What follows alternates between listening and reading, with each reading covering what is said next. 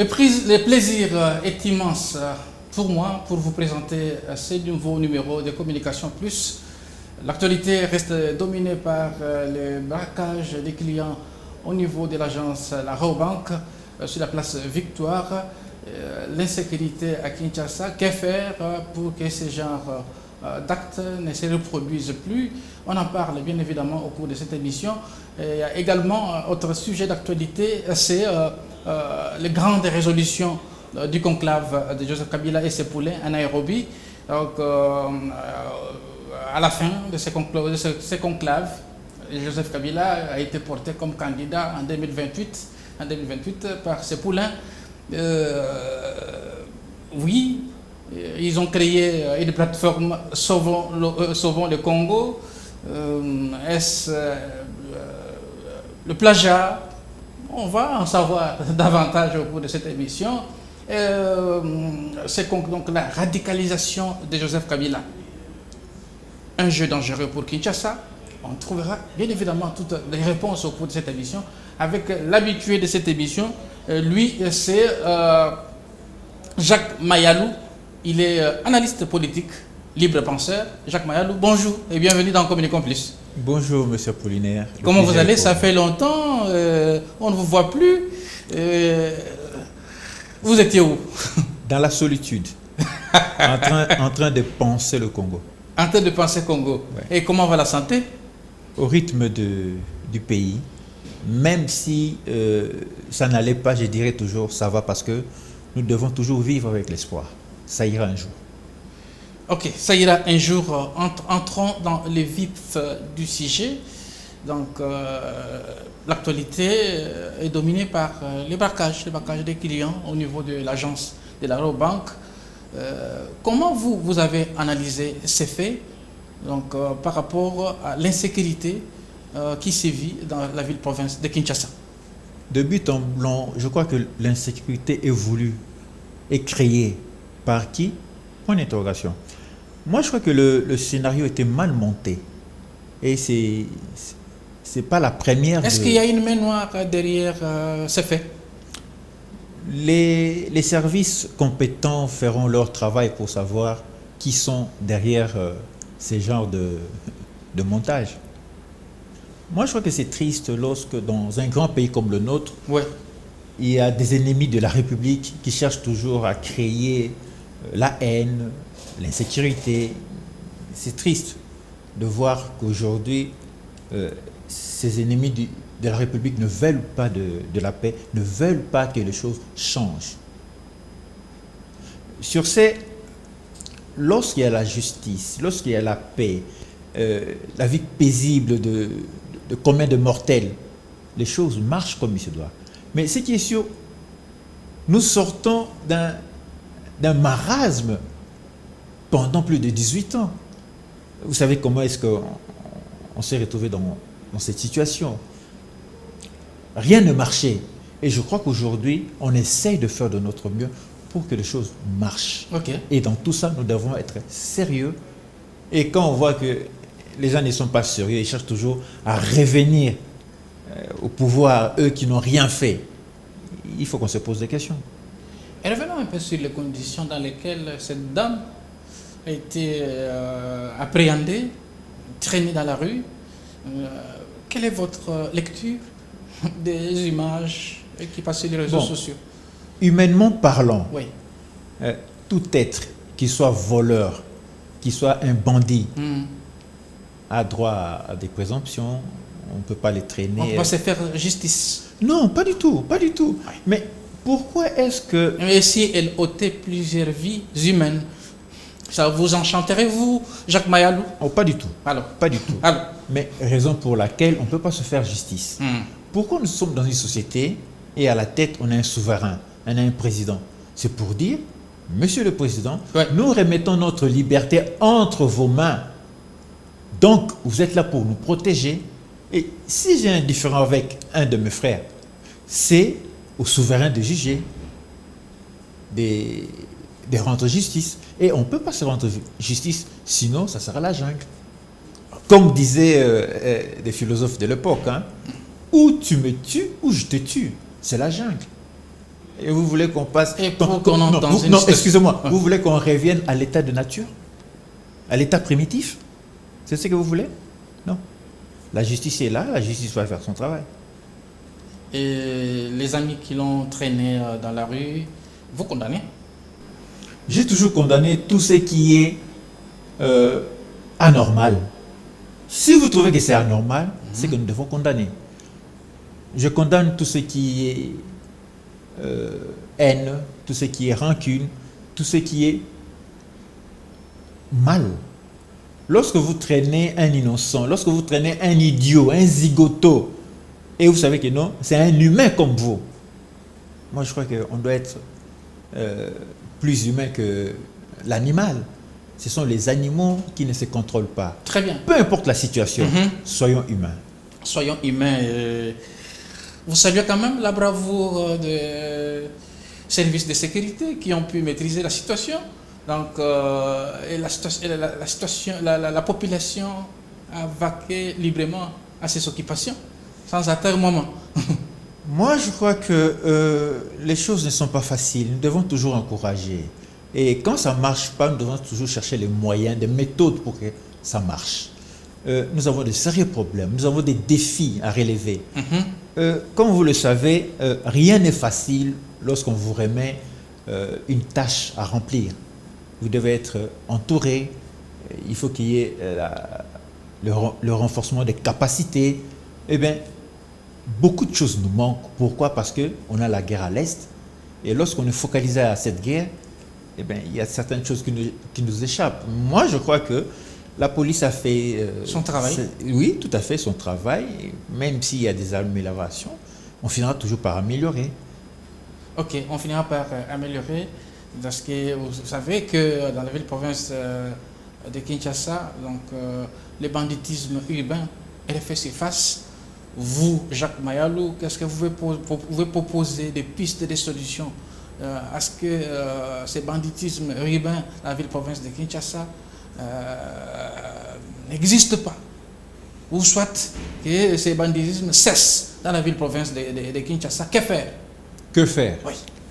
Vous savez, lorsqu'on est dans une société, on essaie un peu de tâtonner. Il y a des méthodes. Si j'essaie une méthode qui ne marche pas, Oui. vous êtes de l'autre côté. Oui. Rien ne vous empêche pour venir me dire, votre méthode n'a pas marché. Est-ce qu'il y a moyen d'essayer la mienne? C'est ce qu'on doit faire. Moi, je crois que pour le banditisme, il y a des dossiers, des articles, il y a des projets qui ont été faits, qui restent dans des tiroirs.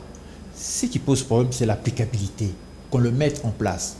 Juste un petit mot pour dire, si j'étais par exemple au niveau d'une responsabilité quelconque, qu'est-ce qu'on fait?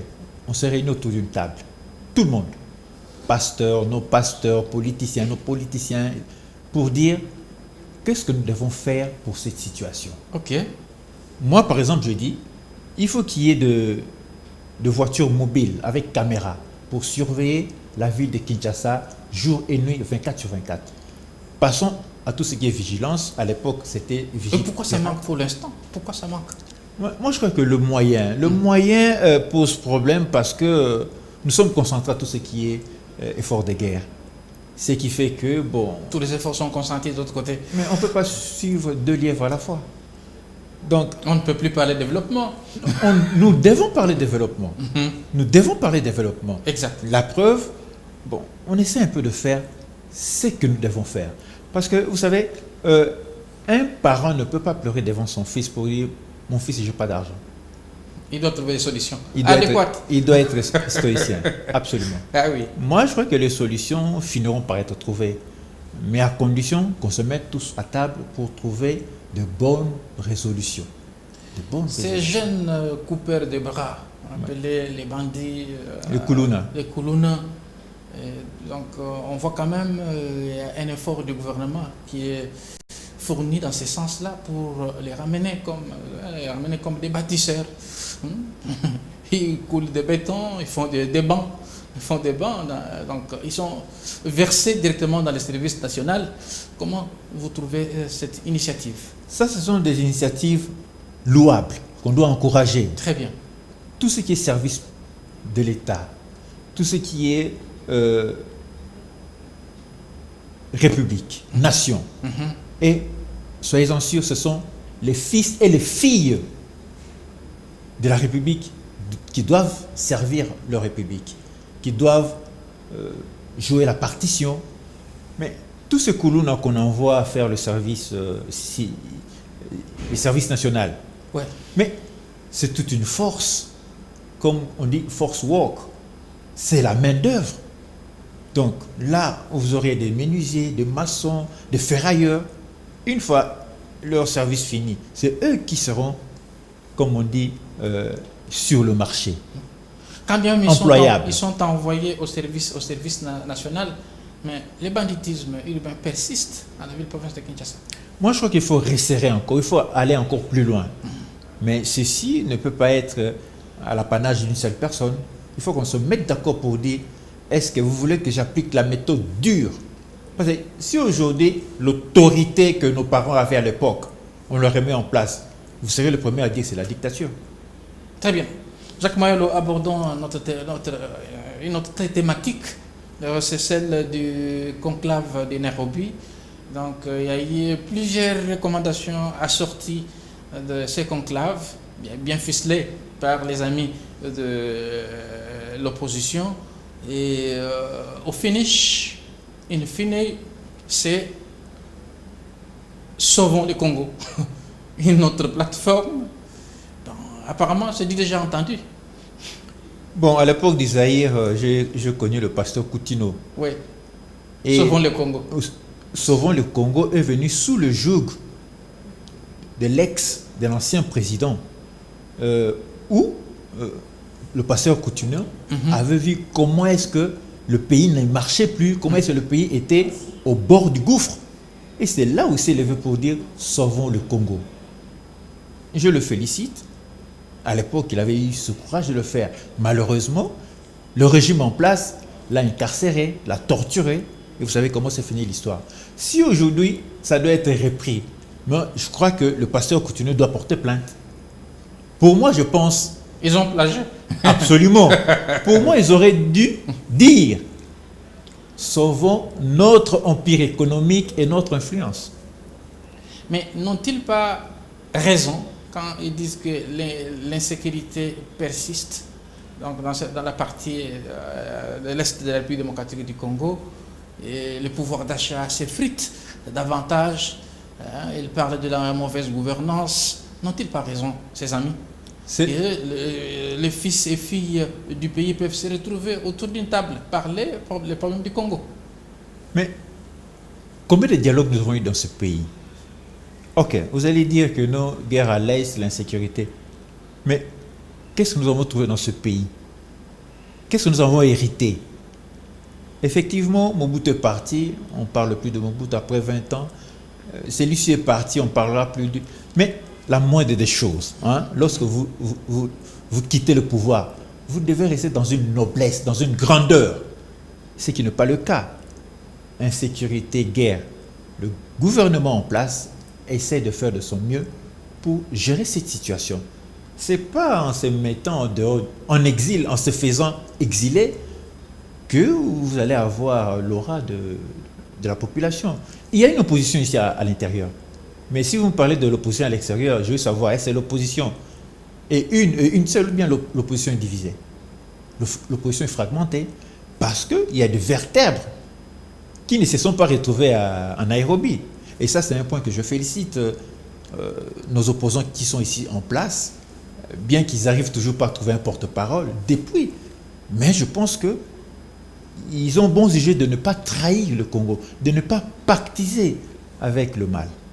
Les opposants qui se sont retrouvés aux côtés de Joseph Kabila, l'ancien président de la République, vont-ils rentrer au pays en toute quiétude, sans trac? Mais qui les a mis dehors? Ils se sont fait exiler de gré, de force. Ils voulaient qu'on parle d'eux. Peut-être pas, ils étaient plus, comment dire, à tout ce qui était commande. Ils se sont fait eux-mêmes mal en se retirant du pays. Mais si vous avez une bonne souvenance, M. Jacques Mayal, oui. Vous vous rappelez, les opposants à l'époque se sont retrouvés à l'île de Gaulle. Et ses opposants étaient rentrés librement à Kinshasa pour vaquer à leurs occupations. Mais qui leur a interdit de rentrer au pays? Personne. Mais le problème peut-être que les gens n'arrivent pas à comprendre. Le monsieur qui cherche à faire parler de lui, il a été condamné. Mais maintenant, le problème, c'est quoi? Il veut être faiseur de roi, être en coulisses en train de pousser les pions. Et moi, je crois que Kinshasa va resserrer le jeu. On nous a trop longtemps pris pour des zigotos, pour des idiots. Et je ne pense pas que tous ces rigolos vont encore répondre le pouvoir pour nous traiter comme ce fut le cas. Les choses doivent changer. Ils ont fait leur temps, ils passent. Ceux qui sont en place, ils finiront par passer. Ils ne resteront pas éternels. La radicalisation de Joseph Kabila Kabange, un jeu dangereux pour Kinshasa. Quand il était au pouvoir, il était intransigeant. Quand il était au pouvoir, qu'est-ce qu'il avait fait? Et moi, je crois que c'est un non-événement. C'est une messe dite noire, une messe noire organisée par les ennemis de la République. Je ne pense pas qu'ils aiment ce pays. S'ils avaient vraiment aimé ce pays, ils n'allaient pas entrer en guerre avec leur propre pays, avec leurs propres frères. Ce n'est pas parce que votre père vous a privé de votre liberté que vous allez vous battre avec votre père. Je prends un exemple simple. Jésus et Barabbas.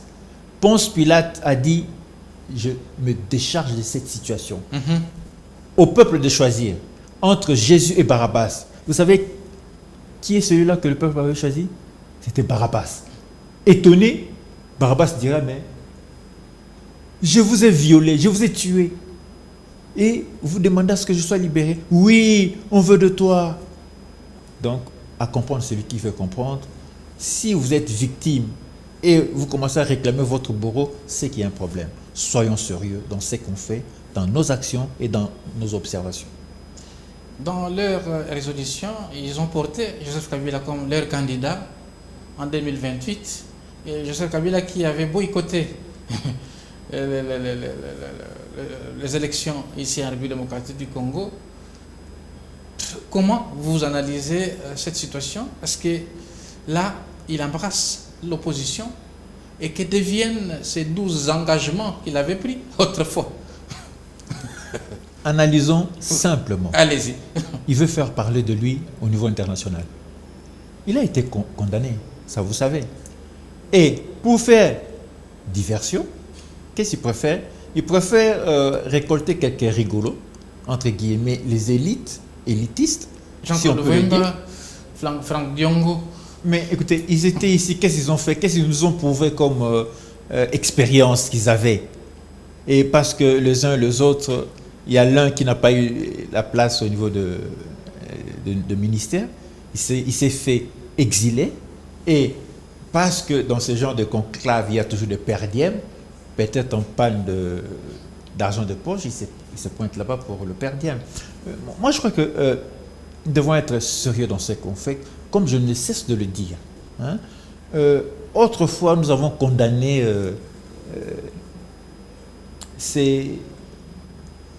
nos parents. Pourquoi? Parce qu'ils étaient autoritaires. Ils ont voulu notre bien. Ils ont fait de nous des hommes.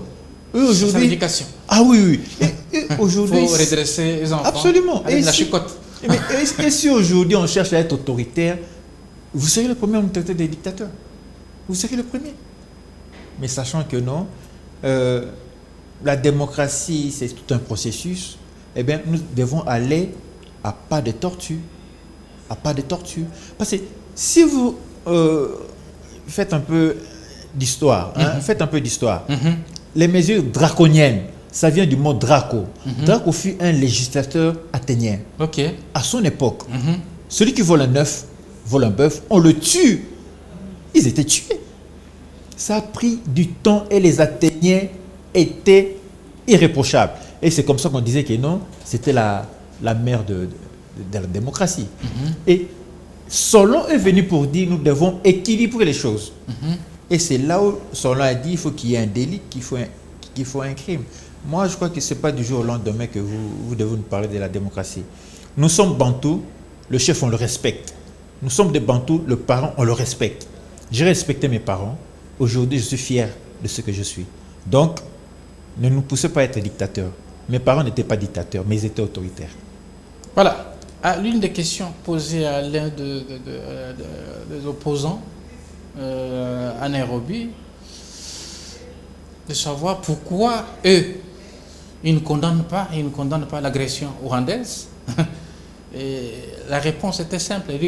Donc, le régime de Kinshasa n'a jamais, donc, à ce qui concerne par exemple la déclaration de Washington, nulle part on a condamné que c'est Rwanda qui agresse la République démocratique du Congo.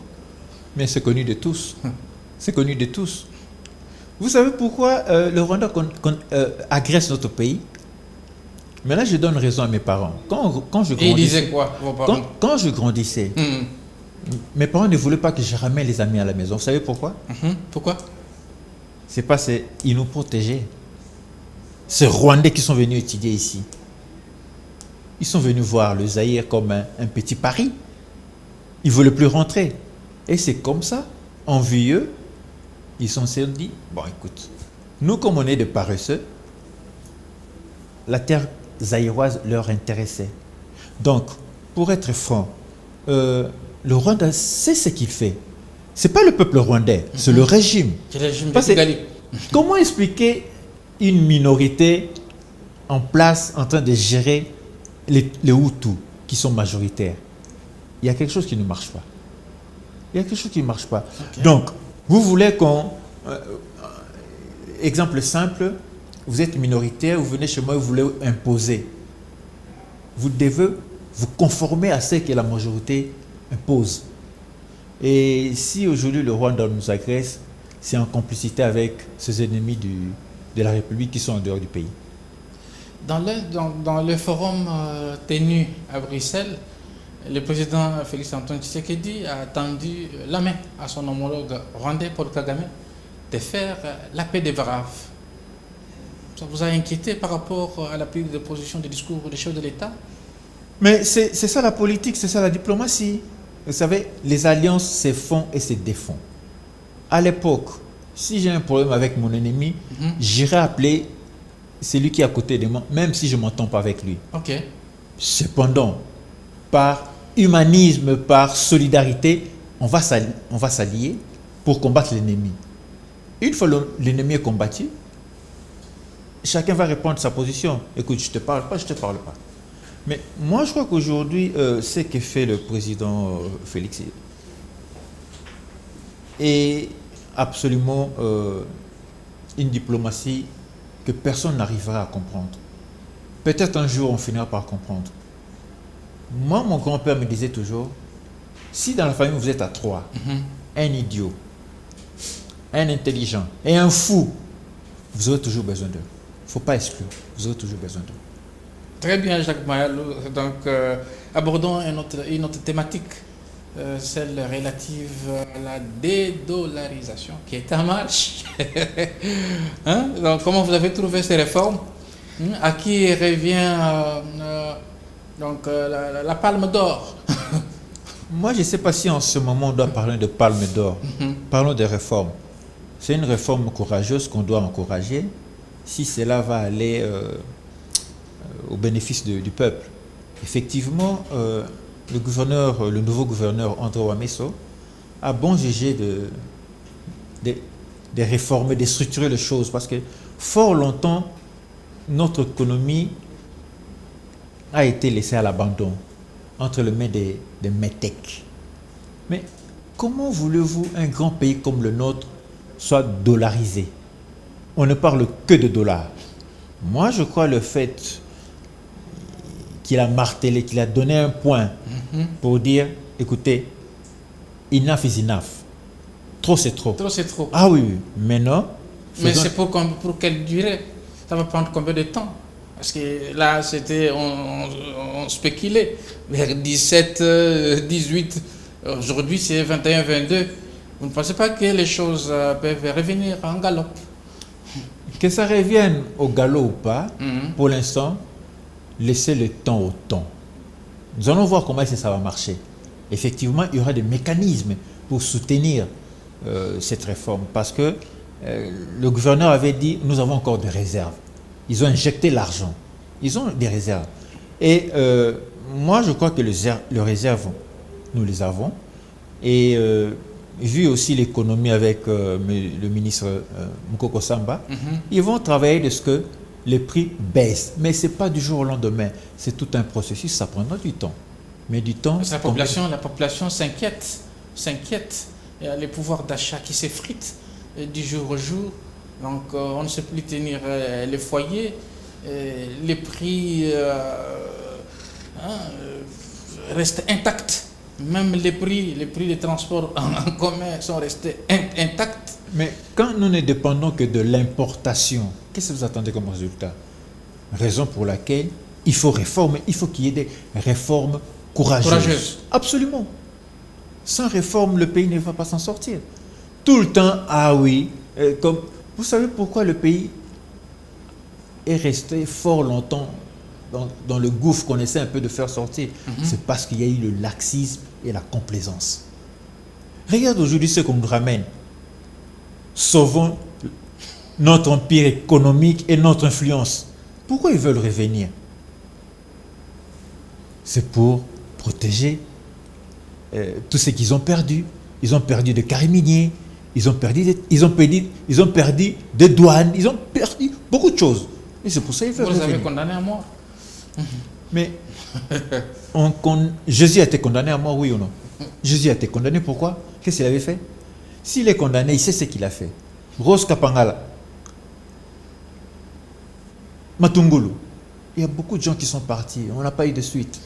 Floribert Chebeya. Et revenons sur les taux de dollar. Le dollar, moi je crois que nous devons encourager le gouverneur de la Banque centrale, de ce qu'il est en train de faire, qu'on ne soit pas pressé, qu'on le laisse travailler. Et puis on verra. On le laisse travailler. D'accord. Les travaux de construction lancés à Kinshasa, ça et là, et vous savez très bien que nous sommes pendant la période pluvieuse. Et les embouteillages monstres dans la ville-province de Kinshasa. Est-ce qu'il était opportun de lancer tous ces travaux concomitamment? Bon, je ne sais pas si c'était vraiment opportun, mais ce que je sais, on devait absolument passer à ce genre de réhabilitation parce que les routes posent problème. Et l'incivisme des conducteurs. Aujourd'hui, je crois que le pays a eu un grand retard au niveau de tout ce qui est communication. Quand je dis communication, on voit des réseaux. On n'a pas de chemin de fer. Ce que le Belge a laissé, rien n'a été ajouté. C'est pas normal. On n'a pas des autoroutes dans ce pays. C'est pas normal. Remercions quand même le peu qu'on essaie de voir. On a notre rocade qui est en train de se faire. Les travaux sont ralentis, Jacques Mayal. C'est ça le problème. Maintenant, tout dépend de qui sont ceux-là qui ont eu le marché pour faire le travail. Est-ce qu'ils avaient de l'expérience? Pourquoi ça traîne? N'y-a-t-il pas moyen d'appuyer un pied sur l'accélérateur? Est-ce que nous sommes pendant la période de pluie? Mais vous savez, quand je parle que nous devons être sérieux, tous ces gens-là qui ont eu le marché de réhabiliter les routes, est-ce qu'ils sont sérieux? Moi, je ne sais pas. Est-ce qu'ils avaient de l'expérience? Moi, je ne sais pas. Mais ce qui est sûr, ils ont eu du boulot, ils ont eu du marché, ils ont intérêt à accélérer les choses parce que avec la pluie, on ne sait pas comment ça va être. Mais ce qui est sûr, ils doivent faire de leur mieux. Voilà, ils doivent faire de leur mieux. Comment vous appréciez le travail du gouverneur de la ville-province de Kinshasa, Daniel Bumba, de la prise de ses fonctions à la tête de l'exécutif provincial? Vous savez, gérer la ville de Kinshasa n'est pas facile, avec la salubrité qu'on voit, avec tous les problèmes. Mais il a hérité une situation catastrophique de ses prédécesseurs. Absolument, si. Mais ce qui fait que ce n'est pas du jour au lendemain que vous allez voir les choses changer. C'est un homme, c'est quelqu'un qui essaie un peu de faire de son mieux. Le problème avec moi, qu'on le laisse travailler, après on va juger. Moi, j'ai dit par exemple, si vous êtes à une place de responsabilité, je vous laisse travailler, je ne critique pas, je critiquerai le jour où vous allez quitter le pouvoir. Donc pour l'instant, je ne veux pas parler du gouverneur Bumba, je parlerai de ce gouverneur le jour où il va lâcher la ville de Kinshasa. l'hôtel de ville. C'est à ce moment-là que j'apporterai le... Ça ne sera pas tard, votre intervention. Il faut toujours, Pendant que le peuple souffre. il faut Vous toujours, pouvez apporter une thérapie adéquate. mais il faut toujours prendre du temps, il faut avoir les données pour analyser, pour comprendre. Ouais. Il vient... Peut-être il peut vous piquer dans son cabinet, parce qu'il a dit, ah mais ce gaillard a donné de très bonnes solutions. Il Oui. peut épouser vos idées pour la bonne marche de la ville. Moi, j'ai toujours travaillé en collégialité. J'aime qu'on trouve des solutions d'ensemble. Et non, je trouve ma solution qui va vous déranger. Parce que de caractère, je suis quelqu'un qui est dur. Je ne suis pas mauvais, mais je suis dur. Parce que j'ai été éduqué par les jésuites. Très bien. Nous sommes arrivés à la fin de cet entretien à bâton rompu. Jacques Mayalo, je rappelle que vous êtes analyste politique et libre penseur. Donc, nous vous remercions d'avoir répondu à notre invitation. C'est moi qui vous remercie parce que fort longtemps dans la solitude, moi je crois que le moment est venu que je puisse maintenant parler sans gants. Trop c'est trop. Moi je crois que tous ces rigolos qui nous prennent pour des zigoteux, pour des idiots, qui se trompent. Maintenant, je crois que les choses vont changer parce que eux tous ils vont partir et nous allons reconstruire le beau pays qu'on a eu autrefois. Donc, laissez le président de la République travailler, laissez les autorités travailler, et puis, bon, ils vont partir, ils ne resteront pas éternels. Voilà, ça n'est fini complètement avec ce nouveau numéro de Communication Plus. Vous qui nous prenez en cours, je rappelle que nous recevions sur ce plateau Jacques Mayalo, qui est analyste politique et libre penseur. Avec lui, nous sommes passés au point fin sur l'actualité de l'heure. Donc, on se retrouve prochainement avec une autre thématique et un autre casting aussi alléchant que celui-ci. Au revoir.